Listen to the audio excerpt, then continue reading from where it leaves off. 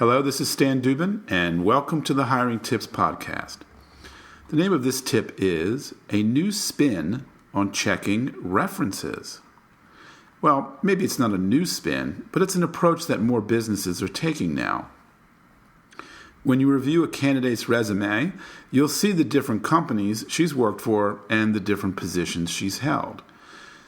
A good number of us will call a few of those companies and get some feedback from one or more of the following: the owner of the company, if it's a fairly small business, the person's supervisor or manager at the previous company, and someone in human resources who may or may not provide very much information. But there's another option here. Interview a few of your candidates' coworkers. Now, this could be a fertile area for information. How do you locate the names of previous coworkers? Well, there are several ways you could go about this. You could ask the candidate directly. This, however, might only get you a few close friends who may give a glowing report despite the actual scene. You could ask the candidate's previous supervisor or manager if he wouldn't mind giving you a couple of names of coworkers so that you could ask a couple of questions. You could ask someone in HR, and you could ask the owner. However you manage it, you'll likely have a few people to call. So how should this interview go? Well, you could start off with, "Hello, Alice. A coworker of yours, John McGillicuddy, is applying for a job here at Acme Enterprises. Would you mind answering a couple of questions about him?" I would think more times than not, Alice will be willing to speak with you. And here are a few possible questions to ask. What were your observations of John's performance? What was your least favorite thing about working with John? What do you feel is John's best attribute? If your candidate needs hard skills, for example, computer programming or transmission repair, you could ask specific questions about their skills.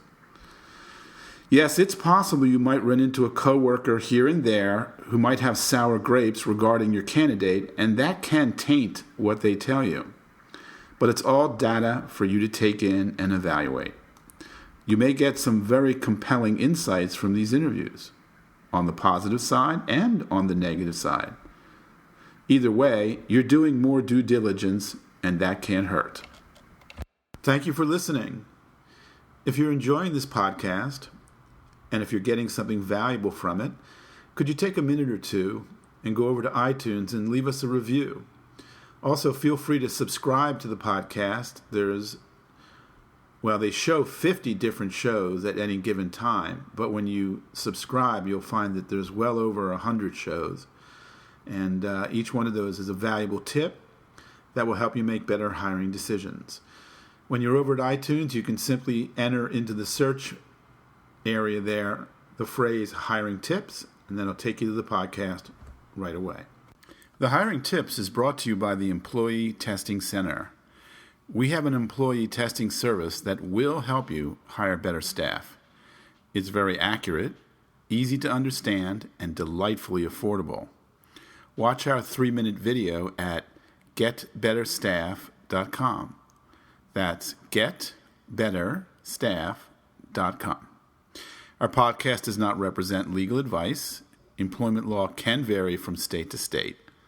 So please consult an attorney familiar with the law that applies to the area where your business is located for any legal questions specific to your company.